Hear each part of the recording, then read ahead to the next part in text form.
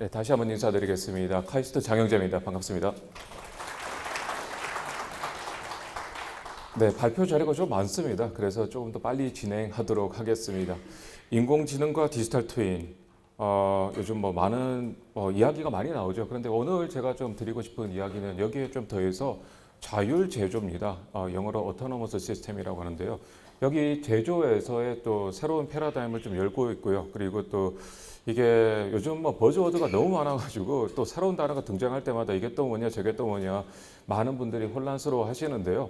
실증 사례를 통해 가지고 이게 왜 또 새로운 하나의 방향으로 이야기가 되고 있는지 관련돼서 구체적으로 직접 수행한 과제들 그리고 실제 저희가 진행하고 있는 비즈니스를 중심으로 설명드리도록 하겠습니다. 자동화는 잘 아실 겁니다. 사람이 사전에 만든 규칙에 따라서 기계가 반복적으로 수행하는 것이 자동화고요. 그렇기 때문에 환경이 변하지 않는 상황에서 그리고 또 우리가 예측하지 못한 상황이 발생하지 않고 늘 그 상황에서 뭔가 이루어진다라면은 자동화가 가장 효율적이겠죠. 그래서 자동화에서 제조에서의 자동화는 동일한 제품 그리고 프로세스가 변하지 않을 때 그러면은 이런 뭐 상황에서 자동화가 가장 효율적이라 볼 수 있겠습니다. 전통적으로 이런 컨베이어 벨트 방식의 그 단일한 제품을 생산을 할 때 이런 방식이 아마 제일 효과적이다 이렇게 보실 수가 있습니다. 자, 그렇지만은 뭐 요즘 계속 제조가 많이 바뀌고 있습니다. 그 상황은 늘 변하기 마련이고요. 그리고 또 제품도 많이 변하고 그리고 시시각각으로 계속 변하죠. 거기에 대해서 능동적으로 대응해야 되고 그리고 예측하지 못한 상황이 늘 발생합니다. 네, 그리고 또 극한의 변종 그리고 변량 생산이 가능해야 됩니다. 예, 뭐 예를 들어서 뭐 식당에서 우리가 주문한 것 그러면 메뉴에 있는 것만 이렇게 이 고객들이 주문하는 것이 아니라 이제 고객들이 와서 본인이 원하는 제품 그 메뉴를 직접 뭔가 하나 만들어 달라. 그럼 거기에 또 대응을 해야 된다. 뭐 이렇게 비유할 수 있겠죠. 그리고 이런 의미에서 지금 현재는 이 자동화에서 계속 이러한 하나의 변종이 생기거나 아니면 변량이 생기거나 이럴 때마다 사람이 계속 개입을 하게 됩니다. 예, 그런데 그럴 때마다 뭐 공장 라인을 바꾸고 셋업을 바꾸고 사람이 다시 뭔가 프로그래밍을 하고 다시 또 프로그램 또 아니면 시스템을 갈아엎고요. 이런 경우가 많은데 자율화가 추구하는 것은 이러한 데서 뭐 스스로 알아서 대응한 자라는 이런 개념입니다. 그래서 어떻게 보면은 무인화, 여기서 무인화라는 것은 사람을 완전 없애자라기보다는 그러한 과정을 좀 최소화하자 이런 의미로 활용이 될 수 있습니다. 네. 자, 그래서 사실은 이런 자율화는 이 산업계의 요구에서 시작이 되었습니다. 이 늘 바뀌는 상황에서 이 공장 레이아웃을 계속 바꾸고 공장의 룰을 바꾸고 그리고 또 사람이 계속 여기에 대해서 개입을 해야 된다. 이게 너무 힘들다. 첨단 제조에서의 요구 사항이고요. 그리고 또 한편으로는 여기 또 그 중소기업에서도 요즘 자동화를 도입을 했지만은 사실 관리를 하고 그리고 또 뭔가 바뀐 상황에 대해서 셋업을 하고 커스터마이징을 하고 이런 것들이 쉽지는 않죠. 그렇기 때문에 이런 것들도 어떻게 보면 관리를 해 줄 수 있지 않냐. 이런 개념들이 시장의 요구사항에 따라서 이런 개념들이 형성이 되기 시작했다. 이렇게 말씀드릴 수 있습니다. 즉 자동화라는 것은 오토노머스 시스템 그리고 오토메이션 시스템 그리고 자율화는 오토노머스 시스템으로 이제 좀 변화하고 있다. 이런 패러다임을 말씀드리고자 합니다. 자, 그렇다면 이런 기술들이 이 개념만 있으면 안 되고 실현이 되기 위해서는 기술들이 나와야 됩니다. 그럼 어떤 기술들이 가능하게 만들고 있냐에 대해서 설명드리겠습니다. 우선은 공장을 제가 계속 이야기 드리고 있으니까 제조 생산 환경을요. 전통적인 컨베이어 벨트 방식에서 이제 로봇 기반 그리고 또 자율 로봇 이런 식으로 변화하고 있고요. 그리고 기존에 있는 룰 기반 그리고 MES나 아니면 MCS 이런 룰 기반 아니면 모델 기반 모델의 최적화 이런 기반에서 이제 인공지능, 머신러닝 데이터를 통해 가지고 이제 스스로 그 모델 자체도 파라미터가 자동으로 튜닝되는 이런 방식으로 전개가 되고 있고요. 그리고 또 실물 기반의 검증, 운영. 그래서 뭔가를 하기 위해서는 시스템을 바꾸고 실물에서 테스트를 해보고 그런데 그렇게 하면 많은 시간과 노력이 발생하기 때문에 이것을 이제 디지털 트윈으로 대체를 하자. 그리고 또 한편으로는 온프라미스 소프트웨어. 그래서 직접 소프트웨어가 이 사이트에 설치됐고 그러다 보면은 이제 메인터넌스를 해야 되겠죠. 하지만 이제 클라우드 솔루션으로 전체 메인터넌스를 효율적으로 한다. 이런 개념들이 확산이 되고 있습니다. 그리고 또 한편으로는 이게 이러한 방식이 이제 제품 설계 그리고 생산 시스템 설계 검증 그리고 생산 시스템 운영에서 활용이 되고 있습니다. 자, 그렇다면 여기에서 이제 구체적인 사례를 통해서 이게 가능한지를 좀 설명을 드리도록 하겠습니다. 우선 첫 번째는 생산 시스템의 운영 분야입니다. 네. 그리고 운영 분야에서 이 인공지능과 로봇이 어떻게 또 이 자율제재 개념을 받아들이고 있는지에 대해서 구체적으로 설명을 드리겠습니다. 관련돼서는 저희가 논문을 한 3편 정도 저희가 이미 이 게재를 했고요. 그리고 관련돼서 논문에서 이 학계에서 어느 정도 검증을 받았습니다. 그 공장의 아까도 말씀드렸듯이 이 공장의 모습입니다. 자동화를 생각을 하면은 이 컨베이어 벨트가 있고 사람들이 조립하고 이 공장의 이런 모습이 사실 100년 이상의 패러다임을 주도해 왔습니다. 그렇지만 많이 바뀌고 있죠, 요즘은요. 이 벨트레스 라인이라고 해가지고 테스트 공장인데 보시면은 공장이 없습니다. 그리고 현대자동차 공장, 싱가포르 공장도 지금 이런 모습을 취하고 있고요. 그리고 또 미국의 이 GM 공장도 저희 카이스트에서 같이 협업을 했었는데 위에서 보면 그냥 바둑판 모양입니다. 이런 식으로 많이 변화하고 있습니다. 그리고 또 한편으로는 그 물류 공급도 이러한 AMR 그 오토노머스 로봇이 많이 활용이 되고 있습니다. 그 외에 전자부품, 기계부품에서도 많이 확산이 되고 있고요. 네, 그리고 이 공장은 저희가 카이스트에서 GM하고 일을 할 때 그 공장의 모습은 저희가 찍을 수가 없고 유사한 공장인데요. 옆에 보시면 사람의 이 보이시죠? 사람이요. 스케일을 가늠하실 수 있으실 겁니다. 네. 자, 그렇다면 구체적인 사례로 들어가도록 하겠습니다. 반도체 공장 같은 경우에서는 이런 오버레드 호이스트 시스템, 위에서 물류를 반송하는 시스템이 수백 대가 운영이 되고 있습니다. 최근에는 이제 1000대 이상이 운영이 되고 있는데 문제는 뭐냐면요. 이러한 1000대의 로봇이 있기 때문에 예상하지 못한 일들이 늘 발생합니다. 이 통신 장애가 있을 때는 일단은 서고 그리고 또 이 잠시 멈췄을 때는 이 수십 대가 이제 막힙니다. 그럴 때마다 사람이 이쪽으로 보내주면 저쪽으로 보내, 이쪽으로 돌려. 그리고 또 또 프로그램을 다시 또 돌려가지고 로우팅 프로그램을 수정을 해가지고 다시 또 정책을 바꾸기도 하고요. 그런데 이게 300대, 400대 규모 있을 때는 저도 반도체 공장에 일할 때 사람들이 계속 개입을 해가지고 뭔가 이제 시뮬레이션 또 돌려보고 이렇게 돌리자 이런 일을 했는데 이제 1000대, 2000대 규모면은 사람이 늘 개입을 해가지고 이걸 교통정리를 하는 것이 거의 불가능합니다. 네. 그래서 이 개념이 이제 자동화에서 자율화로 간다라는 개념이고요. 그리고 인공지능 중에 여러 가지 중에 저희가 적용한 것은 강화학습입니다. 네. 강화학습이라는 것은 현장에서 사람이 스스로 배우는 것과 유사하죠. 그래서 이렇게 하면은 자전거를 탈 때 넘어지고 이렇게 하면은 안 넘어지고 그러면은 그 감을 익히는 것이죠. 현실에서 내가 체화를 하면서 내가 스스로 학습을 한다. 그런 개념이죠. 많이 보셨을 겁니다. 제가 다른 그 강연에서도 많이 이 자료를 쓰는데요. 그 블락객이죠. 그래서 처음에 학습을 학습 기반 이게 룰 기반이 아니고 그래서 학습 기반이면 학습이 덜 됐을 때는 룰을 만들어 준 것보다 훨씬 못합니다. 지금 공유하면 엉뚱한 데로 가고요. 네, 그런데 이게 학습이 한 4시간 정도 되니까는 이제 굉장히 잘하고 사람 최고수들만이 한다는 채널링 테크닉, 즉 공을 코너로 보내가지고 그래서 움직이지도 않고 그 점수를 따는 것을 스스로 이제 파악한 그러한 하나의 알고리즘이죠. 즉 강화학습을 통해 가지고 이러한 알고리즘이 가능하다 스스로 알아서 대응을 하는 것입니다. 네, 그래서 이건 저희가 논문에 실린 자료인데 보시면은 위에는 로봇이 상습 정체 구간에서 계속 혼잡이 발생이 됩니다. 하지만 밑에는 거의 혼잡이 없습니다. 네, 그래서 변화하는 환경에 따라서 스스로 진화를 하고요. 그리고 극단적인 케이스도 제가 테스트를 합니다. 어떤 케이스냐면요. 어떤 특정한 지역을 그냥 막아버리는 거예요. 그러면은 또 처음에는 좀 혼잡이 생기지만은 또 스스로 알아서 소화가 되는 이러한 것을 제가 실험을 해서 스트레스 테스트를 직접 수행을 하고요. 그리고 실제로 최근에는 우리나라를 대표하는 반도체 공장에서 1000대 이상의 규모를 실제 테스트를 했습니다. 직접 로봇을 한 대를 고장을 내보고 1시간 동안요. 그리고 난 다음에 혼잡이 많이 생겼겠죠. 그리고 사람 개입 하나도 없이 다시 복구가 되는지 자동으로 거기에서 저희들이 성공적으로 테스트를 했습니다. 네. 실제로 이런 것을 하기 위해서는 이 하드웨어 관련돼서 실제로 인테그레이션 시켜보고 가능한지를 검증을 해야 됩니다. 그렇기 때문에 카이스트 내에 이러한 시스템 세팅 공간을 마련해서 많은 연구를 하고 있습니다. 자, 그렇다면 인공지능을 통해 가지고 이렇게 자율 환경, 자율 운영이 가능하다라는 것을 보여드렸습니다. 그렇다면은 오늘 제 주제가 디지털 트윈인데요. 그럼 디지털 트윈의 의미가 무엇이냐? 사실 여기 계신 분들한테 디지털 트윈이 뭐냐고 그 질문을 드리면 다 다르게 대답을 하실 것입니다. 네. 디지털 트윈이 관련돼서 사실 저는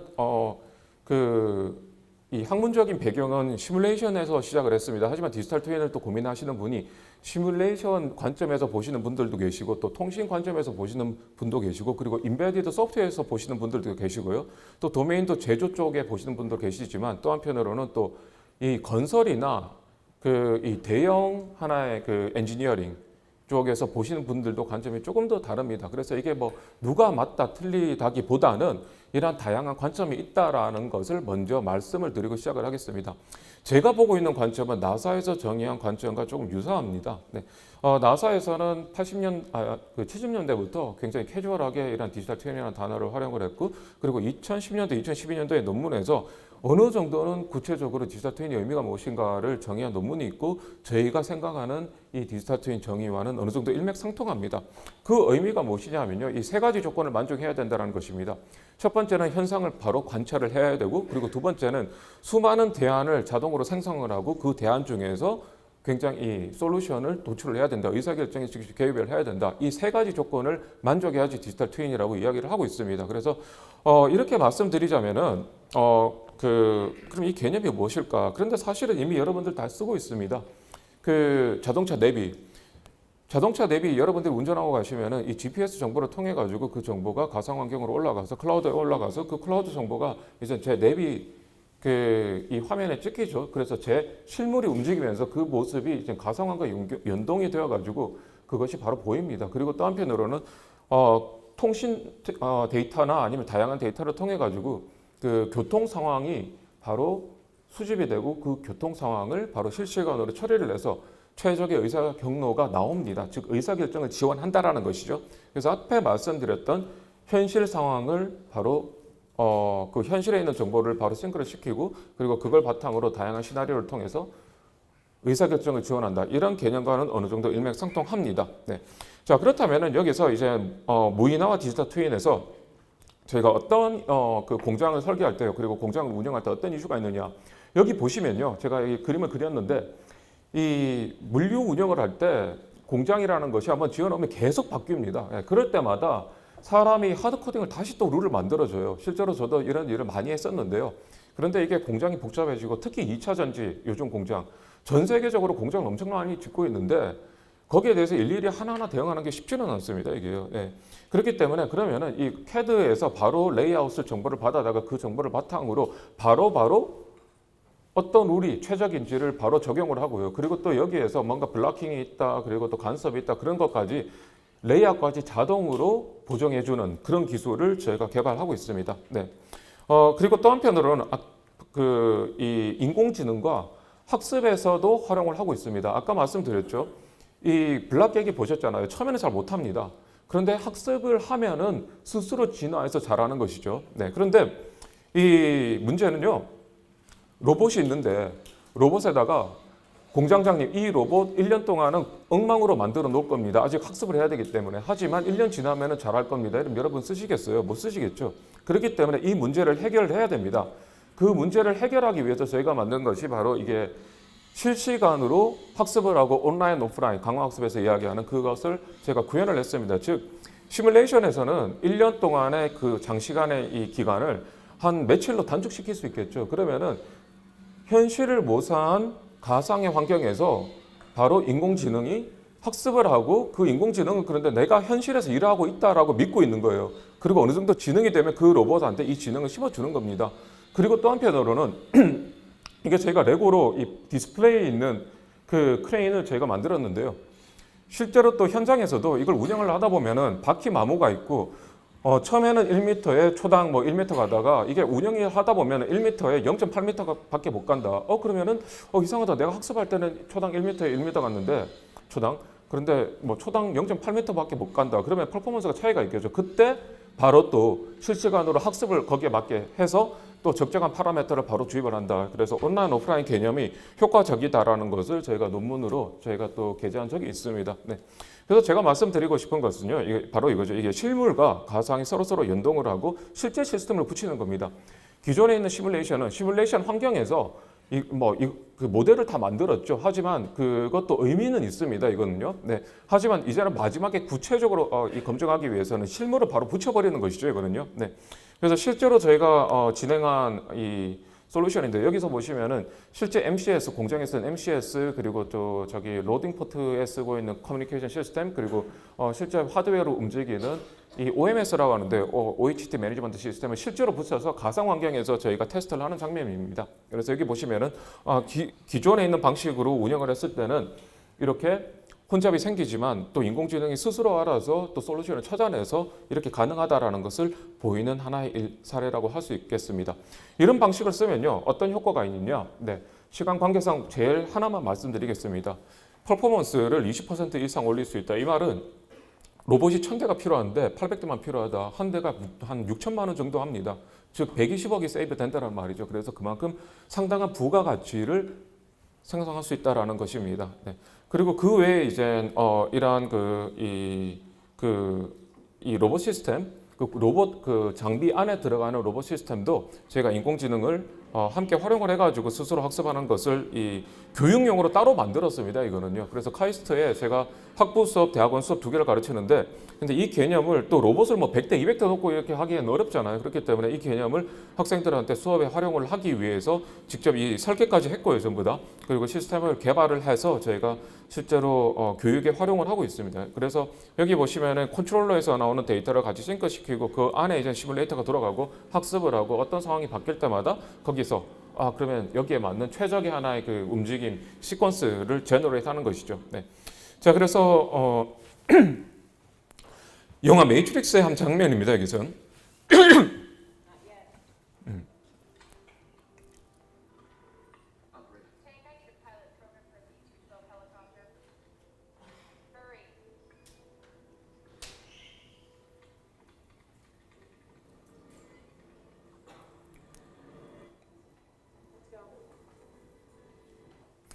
네, 20년 전에 나온 영화죠. 이 장면에서 저는 그때 실제 그 영화관에서 봤는데 이 완전 소름이 끼쳤습니다.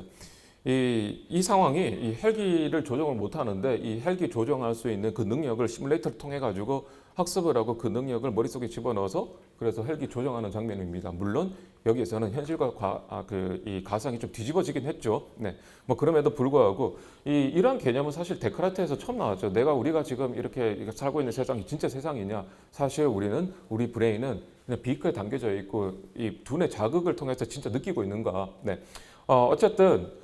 저희가 이 인공지능이라는 것을 통해 가지고 이 가상 환경을 계속 바꾸고 그 환경에 맞게 조절을 하고 그 지능을 계속 학습을 시키고 그 지능을 이 로봇한테 넣어서 이 바뀌는 환경에 대응할 수 있도록 만드는 것 그것이 진짜 가능하고 그리고 학교에서도 검증을 받았고 실제 이걸 기반으로 저희가 사업을 하고 있습니다. 보시면은 다임리서치라고 카이스트 옆에 다임리서치라는 로고가 있는데요.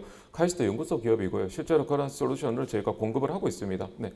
그리고 뭐 보시는 거는 이런 시스템을 활용을 해가지고 저희가 실제로 만든 소프트웨어인데요. 보시면은 왼쪽은 디지털 트윈으로 테스트를 하고 오른쪽은 이 고객들이 활용하는 이 소프트웨어의 인터페이스입니다. 네, 그래서 여기서는 이 시뮬레이션하고는 다르고요. 시뮬레이션이라는 그 실제 환경에 그 공장에서 쓰는 MCS 시스템과 연동이 되어 있고 그리고 또 실제 로봇을 움직이는 컨트롤러가 같이 연동이 되어 있습니다.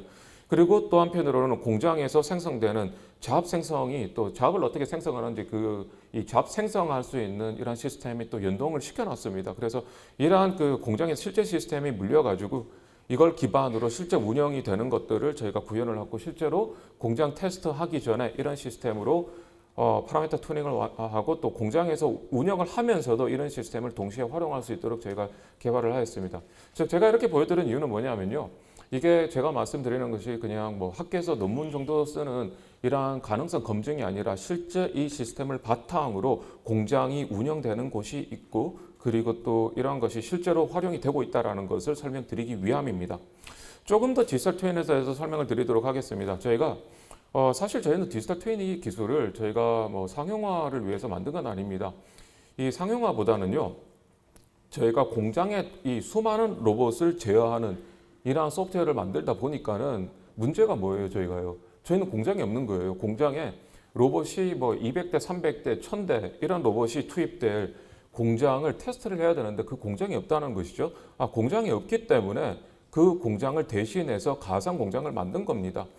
특히 요즘은 저희는 2차 전지 배터리 쪽으로 저희가 일을 많이 하고 있는데요. 이 3개사 중에 2개사와 같이 일을 하고 있습니다. 그런데 이런 거죠. 이 2차 전지 같은 경우에서는 지금 뭐 자고 일어나다 보니까 우리나라가 세계 리더가 돼버린 거예요, 이거요. 예, 중국 다음으로. 그러다 보니까는 이 보통 일반적인 경우에서는 우리나라의 표준 공장을 만들고 그 표준 공장을 바탕으로 해외 공장, 대형 공장을 확산을 하는데 그럴 여유도 없고 할 수가 없어요, 지금 상황으로는요. 지금 엄청나게 많은 공장들이 헝가리, 폴란드, 테네시, 켄터키, 조지아, 인도네시아 이런 뭐 3사들이 다 짓고 있죠. 근데 지금 많은 시행착오를 겪고 있습니다. 네. 가장 큰 문제점이 뭐냐 하면요. 이 램핑업이죠. 공장에 가서 여기 로봇 테스트 오케이, 그리고 또 MCS 시스템 오케이, MES 오케이, 장비 오케이, 그리고 난 다음에 다 shipping을 합니다. 그리고 나서 헝가리에 가서 다 이걸 뭐 조합을 하다 보니까는 다 난리가 나는 것이죠. 이게 이거였냐, 공장이 이렇게 생겼냐. 그때부터는 완전 돛대기 시장의 지옥문이 열리는 겁니다. 그때부터는요. 그래서 지금은 완전 사람을 갈아서 일을 하고 있어요. 그런데 제발 이제 이렇게 하지 맙시다. 그러다 보니 이제 램핑업이 원래 계획대로보다 목표 생산 일정이 계속 늦춰지는 것이죠. 그러면 리스크가 계속 발생을 하고요. 투자 리스크가요. 네. 그래서 이 다양한 시스템들을 인테그레이션 할 때 가상 공장이 필요하다. 즉 저희가 제안한 것은 여기 보시면은 여기 공간에 공장에 들어와서 실물 공장에 들어와 보니까는 지금 이제 공장이 이러냐, 이 프로토콜이 이런 것이었냐. 그런데 그걸 대신해서 가상 공장을 만들고 사전에 실제 제품을 공장에 이제 투입해서 셋업하기 전에 서로 어느 정도는 맞춰보자. 그래서 현실에 있는 문제를 다 100% 해결을 못하지만 한 50% 정도는 해결한다. 그러면 그것만 하더라도 엄청난 부가가치를 생성할 수 있습니다. 네, 그래서 실제로 저희가 이런 시스템을 저희가 구축을 했고요. 그리고 수많은 로봇을 운영할 수 있는 시스템을 저희가 실제로 구축을 해서 운영을 하고 있습니다. 실증 사례를 설명을 드리겠습니다. 이거는 네. 그 실리콘2라는 물리창고인데요. 제가 공장 내에는 실제로 이 영상을 촬영을 할 수 없기 때문에 그래서 대신에 유사한 곳을 유튜브에 찾은 겁니다. 이거는요. 네, 그런데 요즘은 공장 내 물리창고에서도 이러한 시스템을 많이 활용을 하고 있습니다. 예. 자, 그런데 여기에서 이런 시스템을 디자인을 할 때 현장 셋업하고 현장 커스터마이제이션 이런 것들이 너무 힘들기 때문에 그래서 저희가 디지털 트윈을 구축을 했고요. 네. 그런데 이 과정 자체도 저희가 인공지능과 이러한 자동화 시스템 최적화를 해서 시스템을 만들었습니다. 즉 CAD 레이아웃을 바탕으로 CAD 레이아웃이 임포팅이 되면은 거기에서 이 로봇 운영 시스템을 만드는 이러한 맵이 자동으로 생성이 되고요. 또 거기에서 조금 더 나가서 이 커스터마이징을 사람이 할 수도 있고 또 자동으로 여기 이 간섭이 굉장히 중요하거든요. 그럼 이런 간섭이 있다, 저런 간섭이 있다. 그러면 여긴 블락킹 시켜야 된다. 이런 것들도 자동으로 이 블락킹이 있을 수 있다라는 것을 그다음 데드락을 해결할 수 있는 것들을 스스로 생성해서 만드는 이런 시스템들을 저희가 개발을 했습니다. 네, 그래서 여기 보시면은 실제로 이게 길게는 진짜 한 달 이상이 걸리는 일을 저희는 일주일이나 한 적어도 한 3일 안에 모든 것들을 해결할 수 있도록 그렇게 시스템을 구축을 했고요. 네. 그리고 이 시스템이 돌아가면서 이제 오더 제너레이터와 또 MCS와 물리고 그리고 또 자동으로 디지털 트윈 자체가 이제 자동으로 생성이 됩니다. 거의 자동으로요. 예. 그래서 이게 되면은 이제 여러 가지 또 스트레스 테스트나 이런 시나리오를 넣어놓으면은 그게 이제 테스트가 되고 그리고 이런 테스트를 기반으로 검증을 하게 하는 것이죠. 그리고 또 그 외에 우리와 협력업체들이 있다라면 협력업체들과 함께 여기에서 이제 다양한 MCS나 MES를 또 같이 붙여서 여러 가지 테스트를 할 수 있는 그런 환경을 저희가 만들고 있습니다. 네, 그리고 요즘은 실제로 저희가 2차 전지 공장에 투입되는 소프트웨어를 이런 방식으로 저희가 검증을 실제로 하고 있습니다. 네, 그래서 결국은 이제 아웃풋은 이런 식으로 이제 나온다라고 설명드릴 수 있습니다. 네, 자, 그래서 딱 제가 30분, 29분을 활용을 했는데요. 네, 거의 시간이 다 됐네요. 네. 정리를 드리자면요, 이 자동화 자율화로 그 패러다임이 넘어가고 있고, 그리고 또 이 자율화라는 것이 버즈워드가 아니라 이러한 인공지능 기술, 디지털 트윈 기술, 그리고 또 더 나아가서는 이제는 클라우드 플랫폼에 이러한 시스템을 함으로써 2차 전지나 반도체는 클라우드가 어렵겠지만 보안이나 여러 가지 상황 때문에요. 하지만 중소기업, 중견기업은 이런 클라우드 솔루션 오히려 원해요. 왜냐하면 우리 그 공장에서 이러한 로봇을 도입했을 때 메인터넌스 할 수 있는 인력을 또 구하기가 어렵습니다. 그렇기 때문에 오히려 이제는 모니터링부터 시작을 해가지고 이제는 공장의 운영에서의 이러한 최적화 같은 것들을 저희가 실제로 구현해서 이러한 그 이 전체적인 운영 시스템을 이 대신 이 제공을 한다. 그러면은 이게 매니팩처링이 자체가 또 서비스가 되는 것이겠죠. 네, 그래서 또 하나의 이러한 뭐 새로운 하나의 부가가치를 창출할 수 있지 않을까 그렇게 또 보고 있습니다. 네. 예, 그리고 또 디지털 트윈 관련돼서는 디지털 트윈이 여러 가지 의미가 있지만요. 결국은 사실은 제가 산업혁명을 거쳤고, 그 다음에 IT 혁명을 거쳤고, 이제 디지털 혁명의 시대에 있는데, 그런데 디지털이라는 것은 결국은, IT 혁명은 우리가 정보화를 디지털화하자. 그런데 이제 디지털 경제는 요즘 이야기하는 디지털화라는 것은 이제 모든 사물들을 이제 디지털화하자라는 의미지 않습니까? 예, 그런 의미에서 이 로봇 있고, 그 다음 공장도 있고, 이런 것들을 이제 디지털화 시켜서 거기에서 현실에서 못하는 것들을 디지털 환경에서 해결하자라는 그런 개념이 들어가 있다라는 것으로 실증 사례를 통해서 제가 이렇게 정리하도록 하겠습니다.